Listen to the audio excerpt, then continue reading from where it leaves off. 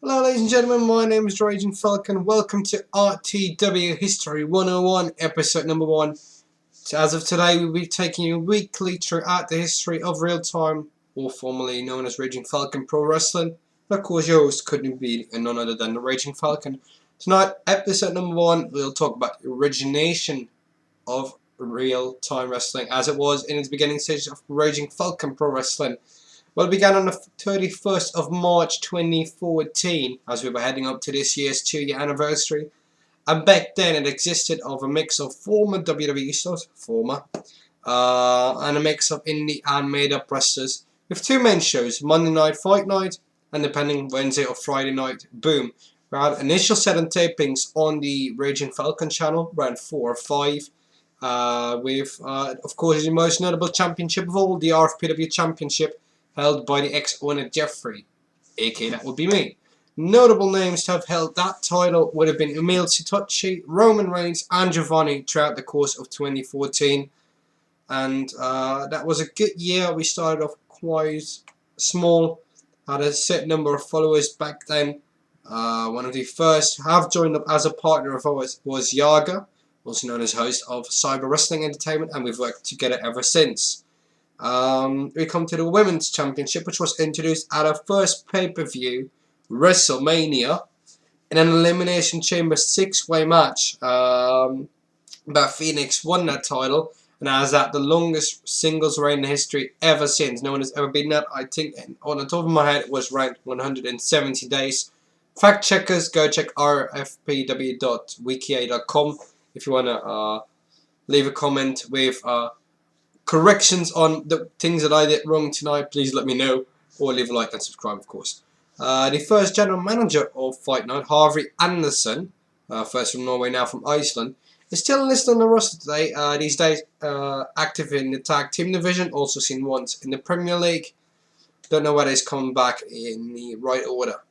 And in November 2014, after a month or two of breaks, was quite a bit tired of it, just to be honest.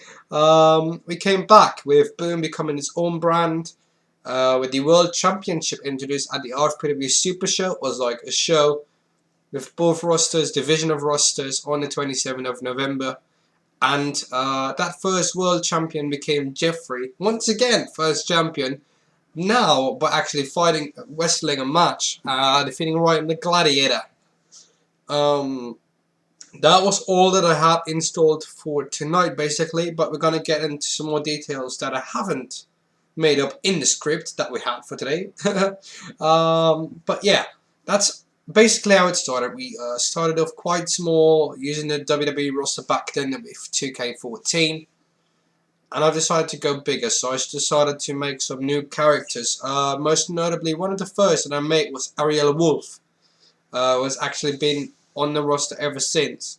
We've decided to create Melanie Gray, Dylan Bostic, Curtis Norman, the best example. Let me get into that, forgetting that nearly. Sorry Curtis, I love you with all my heart. Curtis Norman was one of the younger talents that we saw online. And I was thinking, maybe this guy likes a little bit more of exposure, so let's shoot a message and see how he reacts. Since then, he's ever responded on all of our tweets, retweeting them, liking them, even coming up with ideas for a new clothing style for a tag team with Noam Dar. You name it. So he's been very much a good cause in us expanding and progressing RFPW back then. Now we got Jesse Goddess to join up with us. Dylan Bostic started retweeting. Noam Dar started becoming active. Then we started coming up with smaller stars. Johnny Gale said recently. Don Black, Big Van Walter. The roster has been going ever expanding, and we tried to make the characters themselves. Or did we? For the women's division, we had a lot of downloads. Ursula Neumann, the most famous example. Patricia Kugimiya. You name them. All kinds of characters that we got from other content creators, which was a great mix-up. And now we've had a lot more mixture of fan submissions who have created them actually by request or had them and want to insert them. So that's been going on. So more of that. We have to thank a lot of people here for RFPW becoming a hit. Non-stop sport and non-stop wrestling, of course, that's one and the same. Cyber Wrestling Entertainment. The spawns that we had with OSW TV was amazing. Wrestling Matters podcast, thank you so very much. Those sponsors have helped us grow to where we are. A really big part, and Curtis Norman. I think Jesse got his Noam Dar and Dylan Bostic were the very first four that actually responded quite well. Some of the Dutch stars, Emil Satochi, Van Kunde, got great reactions on that. So thank you very much for that. I'm very grateful that we are still keeping it going with weekly shows, a tour, the order of merit, the rankings that we have. More details on that on the next episode, and next time we'll be going a year forward.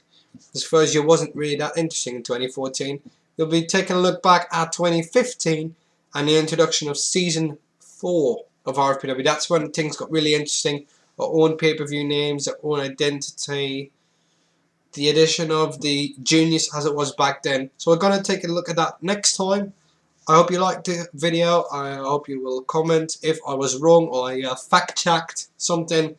And I'll be seeing you next time. Please leave a subscription. Once we get to 100, we can change the name of the channel as it's still listed as RFPW. And I want to get it to RTW. And I will be seeing you next time. Thank you for watching. Goodbye.